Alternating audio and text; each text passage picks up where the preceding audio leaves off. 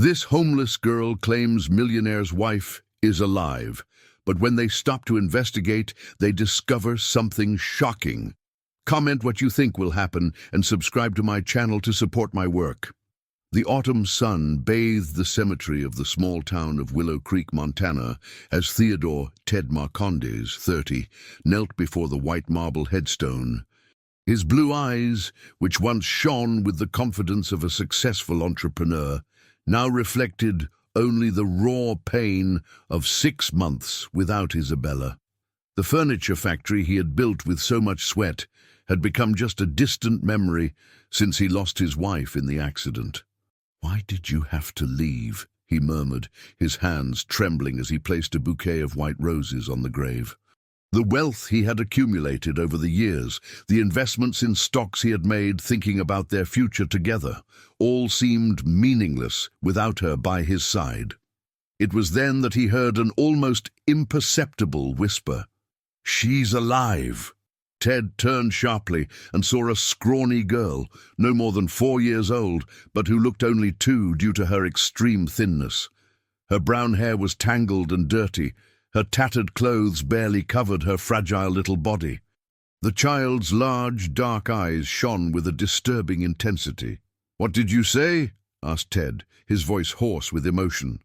The girl did not answer.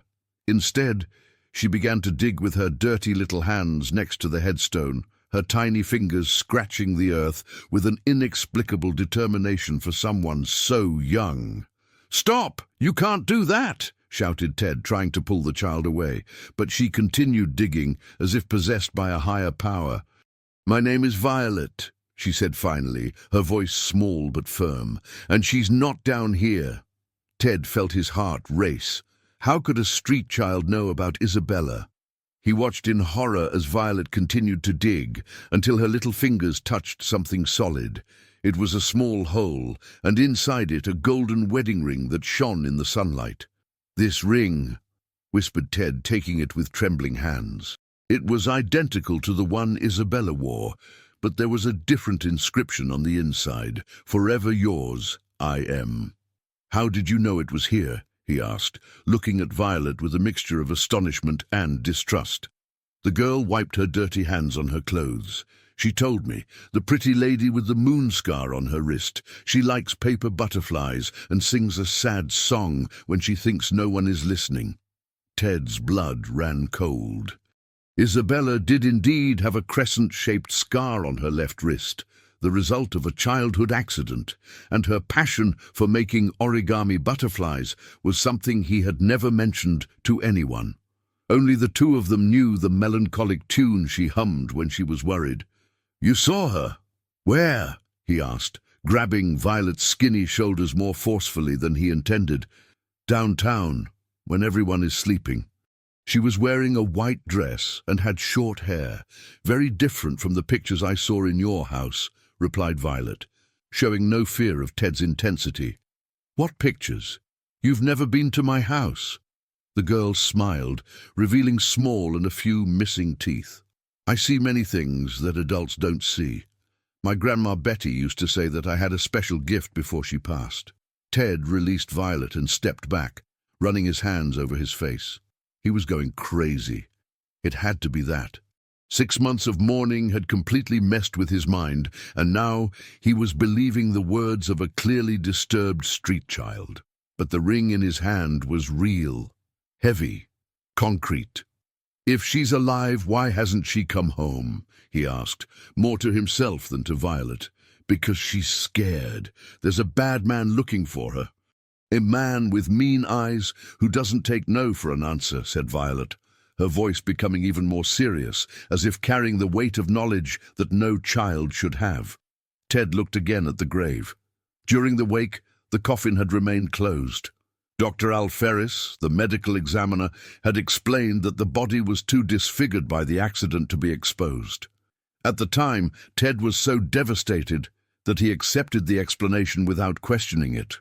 "You said you saw her recently." 3 weeks ago, she was walking alone, crying softly. When she saw me, she got scared and ran away. But before that, she whispered a name. Ted. Ted's heart beat so hard that he thought it would explode. He knelt down to Violet's height and looked directly into her dark and piercing eyes. "If you're telling the truth, you need to help me find her." Violet nodded gravely, as if sealing a very important deal. "I'll help. But there are bad things involved in this, things that will hurt your heart even more." That afternoon, as the cemetery emptied and the shadows began to lengthen between the graves, Ted left there with more questions than answers. And at his side walked a mysterious girl who had just turned his world upside down. Violet stopped at the exit of the cemetery and looked back, her eyes fixed on Isabella's headstone. "She's not dead, Mr. Ted. But maybe it would be better if she was." Ted couldn't sleep that night. He paced back and forth in his empty house, the ring found in the cemetery burning in his palm like a cinder. The mansion he had built with his company's fortune seemed even bigger and quieter than before. His financial investments, everything he had accumulated to give Isabella comfort, had now become painful reminders of a life that perhaps had never existed the way he thought. At 5 in the morning, he made a decision. He dressed quickly and went in search of Dr. Al Ferris. He found the medical examiner leaving his private clinic with deep dark circles under his eyes and his hands trembling slightly. "Dr. Ferris, I need to talk to you about my wife's report." The doctor stopped abruptly, his face paling visibly. "Ted, good to see you. How are you doing?" "I need to see her body." "That's not possible. You know it's been 6 months, and besides," Al stammered, avoiding Ted's gaze, "the state she was in after the accident." "Open the coffin." "Ted, for God's sake, you need to move on. Isabella is gone, and stirring this up will only hurt you more." But Ted noticed something strange in the doctor's behavior. His hands continued to tremble, and there was a cold sweat on his forehead, despite the cool autumn morning. "Doctor, are you okay? You seem nervous. I'm just worried about you. Grief is a serious thing. It can affect the mind in ways." "How much are they charging you?" Al froze. "What are you talking about?" "Your creditors. How much do you owe?" The doctor opened and closed his mouth several times, like a fish out of water. Ted had hit the nail on the head. For years, building his wealth in the furniture business, he had learned to recognize when someone was in financial trouble. "I don't know what you're talking about," murmured Al, but his voice was weak and unconvincing. 40,000? 50? More? "Ted, please. How much did it cost you to falsify my wife's report?" The question hit Al like a punch. His shoulders slumped, and for a moment it seemed that he was going to collapse right there on the sidewalk. "You don't understand. They were going to break my legs. My family." "So she's alive." Al closed his eyes, tears finally welling up. "I don't know if she's alive or dead. I only know that the body I examined wasn't hers. It was an unidentified woman who arrived the same day, with similar age and physical characteristics." The world spun around Ted. "And the coffin?" "It's empty." "Well, not exactly empty. It has some of her belongings that they managed to get from the accident site. Clothes, some personal items, but no body." Ted felt his legs weaken. He leaned against the wall of the clinic, trying to process the information. "Who told you to do this?" "I can't say. They'll kill me." "They'll kill you anyway if they find out you told me." "But I can protect you. I have resources, enough capital to pay off your debts." Al looked at Ted with a mixture of despair and hope. "Damien Sylvester. He organized everything, said it was for everyone's good." The name hit Ted like lightning. Damien Sylvester owned several rural properties in the region, an influential man who had always shown excessive interest in Isabella. During the wedding, Ted had noticed how Damien looked at his wife at social events, but he never imagined it could go to such extremes. Why would he do this? I have no idea. I only know that he showed up with the loan sharks, paid off my debt on the spot, and offered me an extra amount to do what he wanted. Said it was a matter of safety, that there were dangerous people after Isabella. Ted left Al at the clinic and drove to the central square of the town, where he had arranged to meet Violet. The girl was sitting by the fountain, watching the birds with a serene expression that contrasted with the turmoil that dominated Ted. "You knew, didn't you?" he asked, approaching. Violet nodded. "People talk a lot when they think children don't understand. The man with the mean eyes talked to other ugly men near here a few times. Damien Sylvester. He has scars on his hands and smells like bitter medicine. Always wears a dark suit and has a golden watch that shines a lot." The description was perfect. Ted remembered the scars that Damien had on his hands, the result of an accident with cattle in his youth. And he really wore a gold Rolex, part of the wealth he had inherited from his father. "Violet, where do you live?" "Nowhere. Since Grandma Betty passed, I sleep where I can, sometimes on the park bench, sometimes behind the church." Ted's heart tightened. "Do you have other relatives?" "No, I only had Grandma. She took care of me since I was a baby, said that my parents had gone to a place very far away." "And that gift you mentioned?" Violet smiled sadly. "Grandma used to say that some people are born with special eyes, that they can see things that others don't see, feel when someone is lying, know when something bad is going to happen. And do you feel anything now?" The girl became serious, her dark eyes seeming to see beyond what was visible. "I feel that the pretty lady is suffering a lot, and that the man with the mean eyes won't stop until he gets what he wants." That afternoon, Ted took Violet to his house. The girl was impressed with the size of the mansion, but didn't seem intimidated. While she took a hot bath, probably her first in months, Ted called his former employee, Clarice Montero. "Clarice, I need to talk to you about Isabella." "Ted? Wow, it's been a while. How are you? I need to know if she told you anything before the accident, anything that might seem strange." There was a silence on the other end of the line. "Why are you asking this? Please, it's important. She was different in the last few weeks. More nervous, always looking over her shoulder, but she didn't tell me anything specific." "Clarice, was she pregnant?" Another silence, longer this time. "Where did you get that idea? Just answer. Was she pregnant?" "Ted, you need to move on. Dwelling on the past won't bring her back." "So she was." The line went silent for a moment, and Ted heard a deep sigh. "Yes, she found out the day before the accident. She was planning to tell you that night." The revelation hit Ted like an avalanche. Isabella was pregnant. They were going to have a child, and now she was missing, possibly in the hands of an obsessed man. "Why didn't you ever tell me this?" "Because I thought it would hurt you even more. Losing your wife was already devastating. Imagine knowing you lost a child too." When Ted hung up the phone, he found Violet in the living room, wearing one of his shirts as a dress. She was watching him with those piercing eyes. "The pretty lady's friend didn't tell the whole truth," said Violet simply. "How do you know?" "Because when people lie, they make a different face. And because I heard the conversation from the window." Ted realized that he had completely underestimated the girl's intelligence. "What else did you hear?" "That she knows where the pretty lady is, and that she's very afraid of what will happen when you find out the whole truth." 3 weeks had passed since Violet entered Ted's life. The girl had quickly adapted to the routine of the mansion, but continued to sleep on the floor next to the bed, refusing to use the guest room that he had prepared. "Two soft beds make us forget to stay alert," she explained with her peculiar wisdom.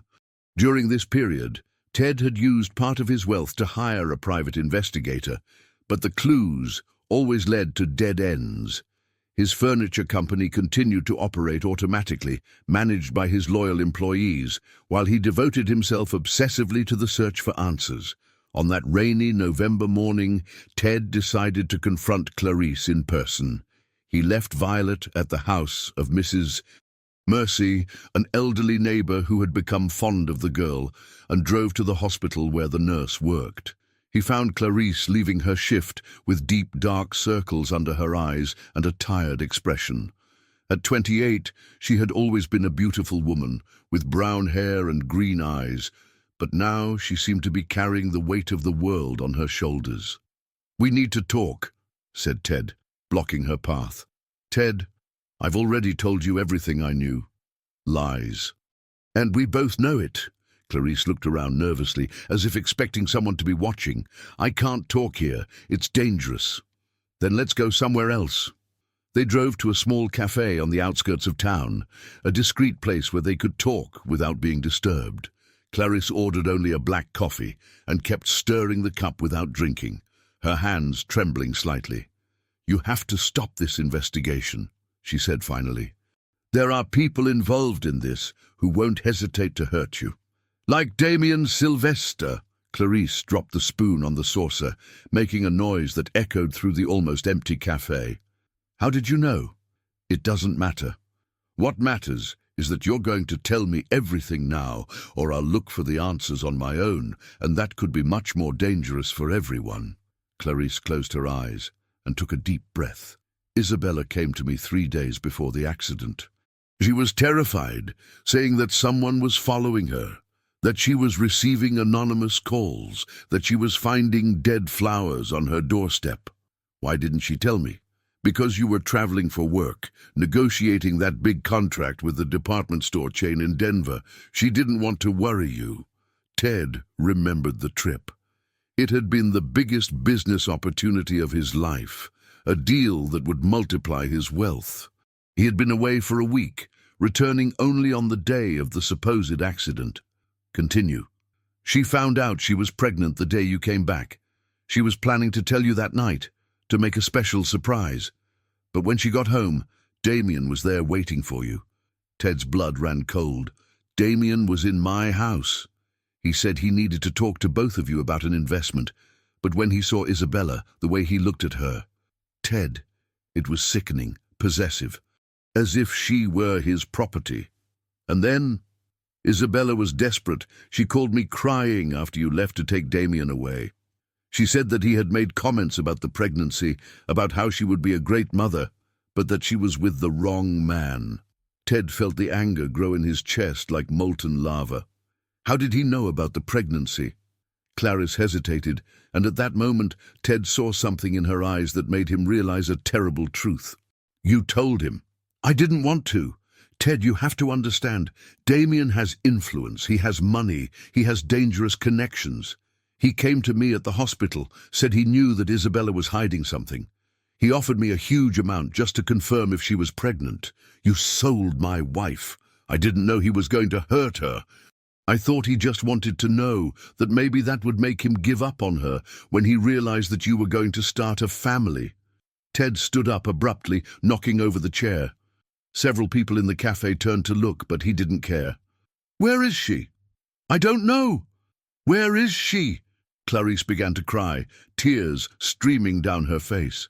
"After the fake accident, after Dr. Ferris made the report, I thought she had managed to escape, that she was safe somewhere far from here.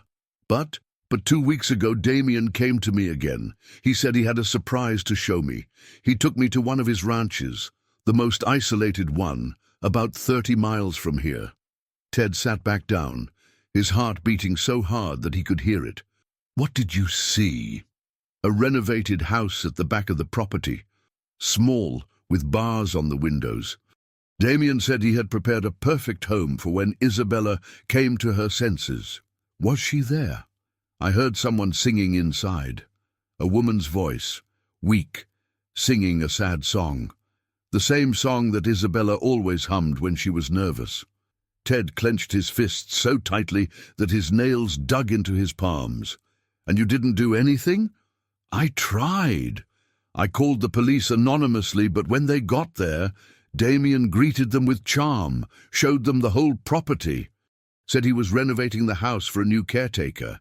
There was no one there. He moved her. He must have moved her.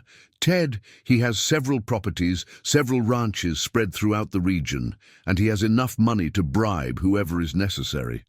That afternoon, Ted returned home with his head seething with anger and despair. He found Violet playing in the garden with Mrs. Mercy, but as soon as she saw him, the girl ran towards him. "You found out something bad," she said, observing his expression. "How do you always know? Your eyes look different when you're sad. Darker, like a storm cloud. Ted knelt down to the girl's height and hugged her. In recent days he had become accustomed to Violet's presence, to her strange wisdom and her ability to see beyond appearances. The child had filled a void in his heart that he didn't even know existed. "Violet, I need to ask you an important question." "You can ask." "Have you ever seen the woman of your dreams, the pretty lady near a ranch? Someplace with small, isolated houses?" Violet became serious, her dark eyes focusing as if she were searching distant memories. "I've dreamed about her in a small house, yes. It had bars on the windows and smelled like medicine. She was singing to a rag doll. A doll? A tiny doll, the size of a baby. She talked to the doll as if it were a real baby, apologized to it for not being able to protect it." Ted's heart broke. Isabella was living a fantasy with a doll, probably as a way to cope with the loss of the pregnancy or with the trauma of captivity. That night, after Violet fell asleep on the floor next to his bed, Ted stayed awake planning. He knew that confronting Damien directly would be dangerous, but he couldn't wait any longer. Every day that passed was another day of suffering for Isabella. At 3 in the morning, his cell phone rang. It was an unknown number. "Ted." It was Isabella's voice, weak and scared. "Isabella, my love, where are you?" "Ted, help me."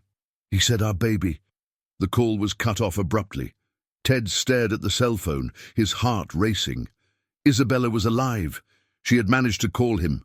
But where was she? And what had Damien done with the baby? Violet appeared in the doorway of the room, rubbing her eyes. "It was her, wasn't it?" "How did you know?" "Because you're crying and smiling at the same time." Ted hadn't even noticed the tears streaming down his face. "She's alive, Violet." "I know, but she's suffering a lot, and there's one thing you don't know about the baby yet." "What?" Violet looked at him with those wise and sad eyes. "The baby didn't die. He's very close to you." Before Ted could ask what she meant, the phone rang again. This time, it was Damien. "Hello, Ted. I believe you received an interesting call a few minutes ago," said Damien's voice, calm and controlled. "Where's my wife, you bastard?" "Tsk, tsk, such language. Isabella is well cared for, rest assured. In fact, she's eager to see you. If you've done anything to her, I would never harm the woman I love. Unlike you, who abandoned her to chase after money and business." Ted felt his blood boil, but forced himself to remain calm. "What do you want?" "A conversation. Tomorrow noon, at the San Benito Ranch. Come alone." "And if I bring the police?" "Then Isabella will find out that accidents happen frequently on rural properties. Oh, and Ted, bring your asset documents. We have a lot to discuss about property transfers." The call was cut off, leaving Ted with the device in his hand and his heart racing. Violet continued to watch him from the doorway of the room. "Are you going alone?" she asked. "I have no choice." "Yes, you do. You can take me." "Absolutely not. It's too dangerous." Violet approached and held his hand with her small, warm fingers. "Mr. Ted, you still haven't understood who I really am, have you?" "What are you talking about?" The girl took a deep breath, as if gathering courage for a difficult confession. "Remember when I said that my grandma Betty took care of me since I was a baby? That my parents had gone to a place very far away? I remember. Grandma lied to protect me. My parents didn't leave. They passed when I was born. The pretty lady is my mother, and you are my father." The world stopped. Ted felt his legs weaken and had to lean against the wall. "That's impossible. Isabella lost the baby." "She didn't lose her. When Damien found out about the pregnancy, he forced her to run away. She had me in a clinic in Denver, but Damien found out where she was. To protect me, she gave me to Grandma Betty, who was a midwife in the area. She said it was better for me to grow up far away, in safety." "But how? Why did you never—" "Because Grandma said it was dangerous. That the bad man was still looking. When Grandma passed 6 months ago, I got lost, not knowing what to do. Until one day I saw you crying in the cemetery, and I knew you were my father." Ted knelt before Violet, observing every detail of her face. Now that he knew the truth, he could see Isabella in the girl's eyes, in the shape of her nose, in the delicate way her hands moved. How hadn't he noticed before? That's why you knew so many things about your mother. Grandma told me stories about her every day, about how she sang, about the scar on her wrist, about the paper butterflies. I grew up knowing my mother through Grandma's stories. Ted hugged Violet tightly, finally understanding the inexplicable connection he felt with the girl since their first encounter. Daughter, my daughter. That's why I need to go with you. Mum needs to know I'm okay, that I managed to find you. The next morning, against all his protective instincts, Ted took Violet to the San Benito ranch. The property was isolated, surrounded by hills and dense forest. The main house was imposing, built in colonial style, with manicured gardens that contrasted with the sinister atmosphere of the place. Damien was waiting for them on the porch, wearing an impeccable suit despite the heat. At 35, he was a disturbingly handsome man, with dark hair combed back and light eyes that shone with a morbid intensity. "Ted, good to see you came," and brought an unexpected companion. "Where's Isabella?" "Easy, my friend. First, let's discuss the terms of our agreement." "There's no agreement. I want my wife back." Damien laughed, a chilling sound that echoed through the property. "Your wife? Ted, you need to accept reality. Isabella chose to stay with me. She realized that I can offer much more than you." "Lies. Really? Then why hasn't she run away in all these months? Why didn't she scream for help when she had the chance?" Violet stepped forward, her small eyes shining with determination. "Because you told her that I was dead, that if she tried to run away, you would hurt Daddy too." Damien looked at the girl in surprise, then at Ted. "So you found out? Interesting. I want to see my wife." "Now, as you wish." Damien led them to a smaller house at the back of the property. It was the place that Clarice had described, small, with bars on the windows, renovated to look cozy, but clearly a prison. When the door opened, Ted saw Isabella sitting in an armchair holding a rag doll. She was thinner, with short hair and eyes that seemed lost somewhere far away. At 27, his wife had always been vibrant and full of life, but the woman in front of him looked like a fragile shadow of who she used to be. "Isabella," whispered Ted. She raised her eyes slowly, as if emerging from a dream. "Ted, are you real?" "It's me, my love. I came to get you." Isabella looked at Violet and dropped the doll. Her hands trembled, and tears began to stream down her face. "Violet, my girl, you're alive." "Hi, Mom," said Violet, running into Isabella's arms. The reunion between mother and daughter was devastating and beautiful at the same time. Isabella held Violet as if she were afraid she would disappear again, while the girl caressed her mother's face tenderly. "How touching," said Damien, his voice laced with bitter sarcasm. "But I'm afraid you won't be able to stay together for much longer." "Enough, Damien," said Ted, standing between his family and the man. "It's over. Let's go." "Not so fast. Isabella, dear, tell your husband about our conversation yesterday." Isabella looked at Damien in fear, then at Ted. He said that if I don't agree to marry him, he'll hurt both of you." "You don't have to worry about that anymore," said Ted, holding his wife's hand. It was then that Violet broke free from Isabella's arms and walked determinedly towards Damien. The man watched her curiously until she stopped before him. "You're sick," she said, in her small but firm voice. "What's that supposed to mean?" "Grandma taught me to recognize people who are sick in their soul. You need help, but the kind that only head doctors can give." Damien laughed, but the sound came out forced. "What an interesting child." "You're not really bad," continued Violet. "You're just very sad and lonely, but hurting people isn't going to make you feel less alone." To everyone's surprise, Damien knelt down to the girl's height, and Ted could see tears forming in his eyes. "You're right, little one. I'm a sick man, and lonely." "Then stop doing bad things and get help." Damien was silent for a long moment, watching the family gathered before him. Finally, he stood up and walked to the window. "You can go," he said without turning around.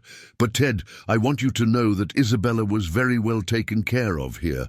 I never hurt her physically." "But you hurt her in other ways," said Isabella, her voice stronger now that she had her family by her side. "I know, and I'll pay for it for the rest of my life."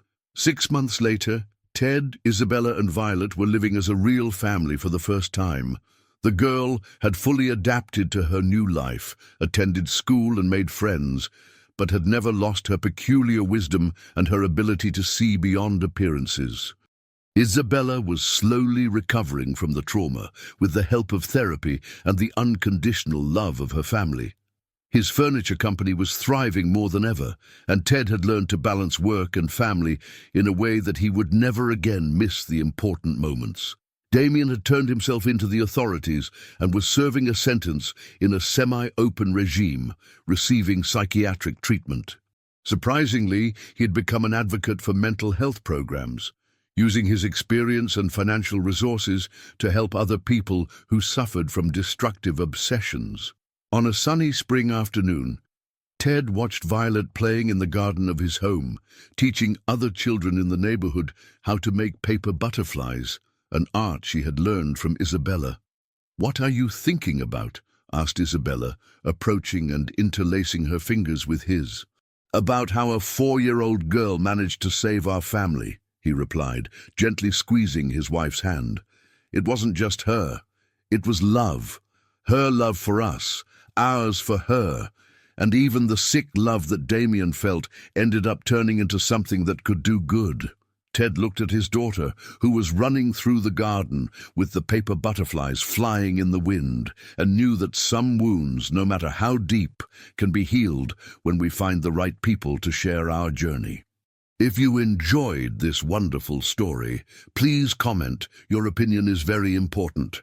And if you love beautiful stories, subscribe to my channel. I promise to make your day better with my videos.